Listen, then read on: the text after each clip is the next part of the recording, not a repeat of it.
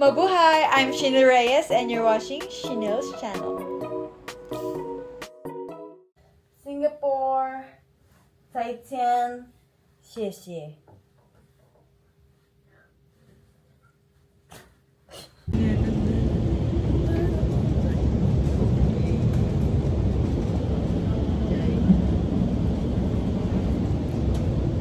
Tapos, kunyari, hindi ko alam.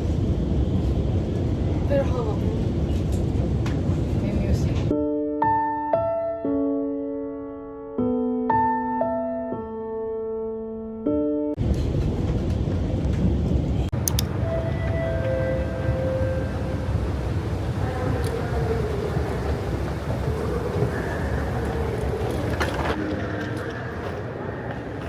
Ang laki ng airport. Sana all. O yung box mo ate.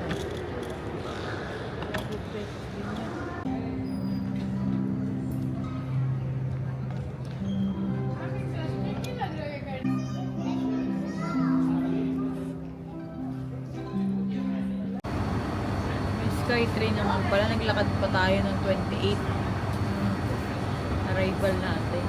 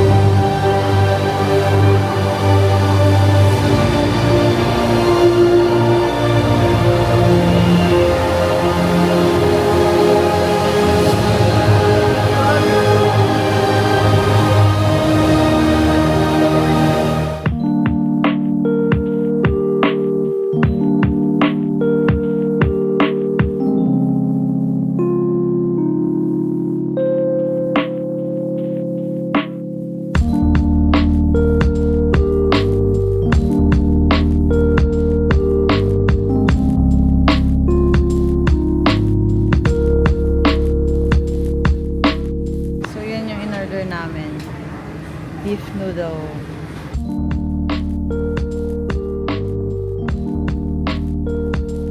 Gusto mo nito, Jai? No. Ikaw, Ton, gusto mo nito? Lagay mo sa tray. Ayoko nito. Ano nga yan? Sabi ko? Cilantro.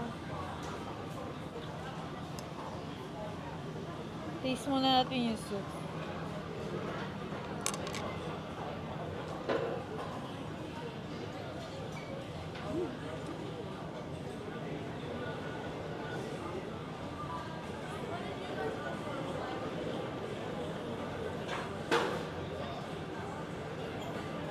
Uy, kain na kayo. Tayo pupunta na doon.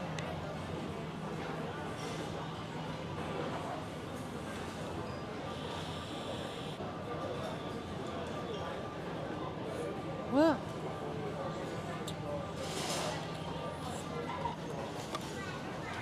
Yung presyo nito, kasing presyo ng isang glass lang ng cocktail. Tatlo na, oh. 25. Beef.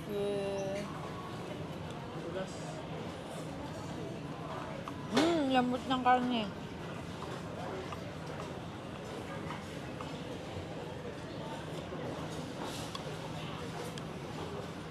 Pero parang yung ginamit na noodles, ano? Pasta. Texture niya.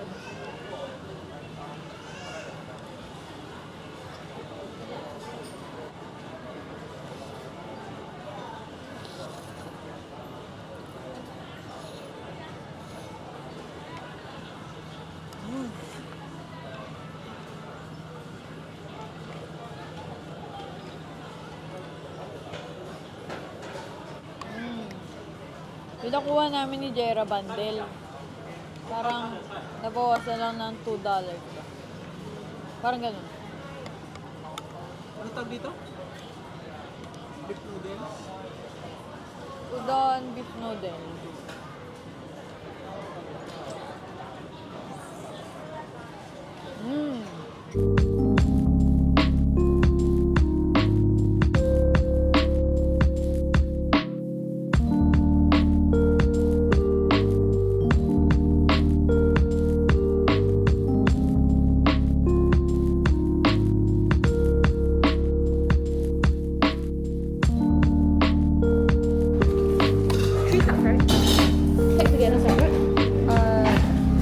Carry bag. Okay.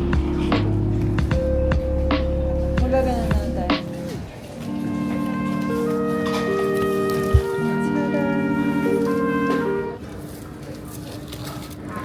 Akala ko pasta. Nagwawala naman ako. Mag. Nagwawala ako. Ito? Ano? Ito? Tatanggalin.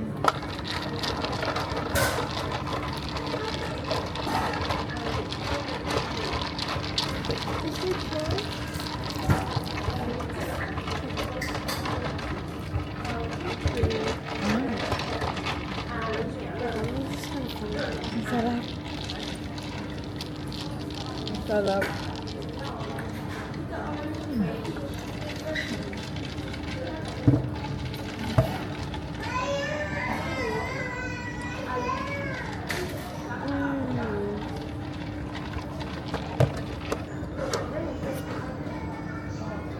Na-realize kong mahal ko. Ano siya? Parang ano, 300 plus isa. Pero sarap. Oh, worth it naman. Punta na kami sa Terminal 1 departure. Take 2, hindi naman naka-record. So, ayun dito kahit 2 hours before kang pumunta dito sa Hong Kong. Sa Hong Kong. Sa Singapore. Okay lang dito sa airport kasi sobrang bilis. Like, kumain pa kami, gala-gala kami sa Jewel, sa mall. Tapos, pumunta kami dito 12. Tapos, ang flight namin 2. Super dali lang. Tapos, yung mga local, syempre, mga machine na parang chinecheck lang ng 2 immigration officer, di katulad sa Pilipinas. Dire-diretso na lang. Like, pwede kang pumunta dito 2 hours before, 1 hour pwede. So, dito na kami sa gate. Sa Changi Terminal 1. Ton, ano nga yung mo? Ano nga yung iyong, sabi mo yung napansin mo pag kumakain dito, yung tao? Kumakain? Sabi mo yung culture shock mo. Yung mga tao. Hindi lang kumakain. Sa lahat ng lugar. Kahit kunwari tatawid, lahat sila naka-phone. Sa trend, lahat sila naka-phone. Sa kain, medyo Okay lang. okay lang. Pero sa naglalakad, naka-phone talaga. Hindi gaya sa Pilipinas. Maglalabas sa cellphone. Yung isa po ay sa cellphone. Ayan, pasado na yun dito. Yes, si Jaira. Pasado na siya dito sa Singapore kasi meron kami pinag-uusapan, late niya ma-realize. Tapos na kaming tumawa, tsaka niya mapapansin, ay, may ganyan pala, oh. Ikaw. Late ka. Kasi kaka-cellphone mo. Nakakainis kasama yung cellphone, nagbabasa ng webtoon. Yun lang. See you, Philippines. Kilala mo si Yunche. Kilala mo si Yunche. Cat's Eye. Yung Korean. Kamukha nung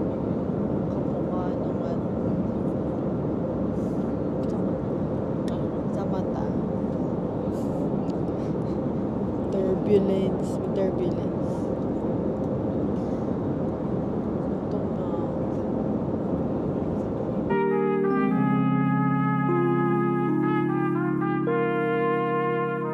So we're back again here in the Philippines. So, a little haul lang. Ang aking binili sa Singapore is this one from Singapore gift. Tama ba? Basta ayun. Ito si Merlion. Super cute and also purse din siya. Plushy purse. Na isasabit ko lang rin naman sa bag. Pero super cute. Ayan, meron siyang ganito. Hee! Cute. Parang ayoko nga tanggalin yung tago. Yun siya. So, $8 siya. 8. And then, ito sa bahay yan. Itong Singapore magnet. Ito lang binili ko. Itong Singapore Macadamia chocolate. Magkano to? Parang $10, 3 pieces. Pero kasi kahati ko yung aking kapatid.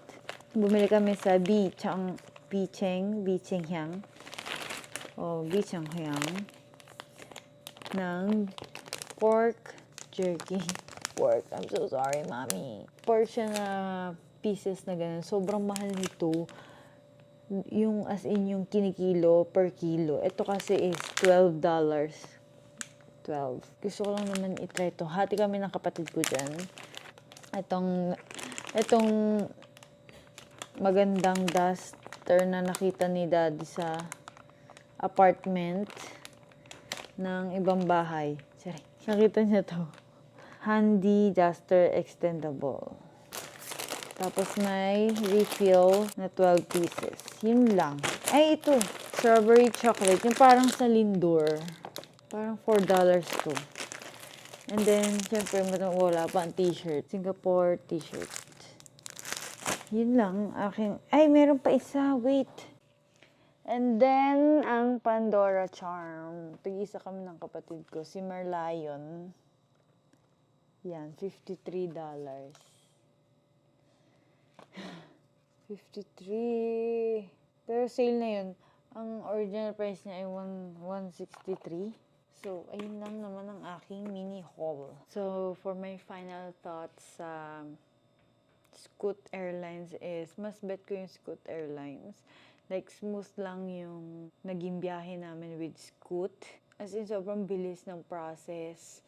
Yung departure and arrival namin, sobrang smooth lang. Tsaka yung piloto, tsaka yung airplane, like, di ba ang ayoko talaga yung parang, alam mo yun, mga drop tower sa yung mga rides. Ayoko yung feeling na gano'n yung sa tiyan, yung parang bumabalik ka dyan mo, ayoko yun. So, sa Scoot, hindi ko na feel na nag-landing na, like, pag bumababa yung aeroplano, hindi ko na feel like smooth lang talaga siya. Yun lang, naamoy namin sa start, tsaka bago mag-take off, at tsaka pagka-land yung parang amoy gasolina. Pero saglit lang naman yun. Ano ba? Wala naman delay. Tapos hindi sila mahigpit sa kilos. Dito lang sa Philippines siya tinimbang yung hand carry namin. Kailangan kasi 10 kilos lang yung hand carry luggage mo and yung body bag na dala mo na personal bag. Dapat equivalent to 10 kilos. So, hindi naman sila maarte. Yung pauwi, hindi na siya hindi na siya winay. Wala, dire-diretso lang pagkapasok namin. Smooth lang. Baka sa susunod, tatry namin mag-scoot uli. Kasi ayun talaga is Singapore naman kasi yung destination. Kaya, ewan ko, tatry natin. Kasi medyo pricey yata ang scoot kapag hindi Singapore. So, ayun lang naman ang aking scoot review. And thank you for watching my Singapore vlogs. Hindi na ako masyado nag-vlog kasi wala na akong memory. And ayun, ang na-enjoy ko is yung talaga yung Cloud Forest, yung OCBC. Like, ang ganda ng architectural designs ng mga buildings ng Singapore. Na dapat hindi ko talaga planong pumunta ng Singapore. I mean, hindi talaga siya yung destination na gusto kong puntahan at the moment. Pero, ayun, sabi ko, sige nga, let's give a try yung Singapore. And nagustuhan ko, lalo na yung mga hawker center is the best. Kung mahal ba yung Singapore? Yes. Mahal naman siya, pero hindi mo ramdam kasi parang Philippines lang din yung pagkain, yung range, ganun.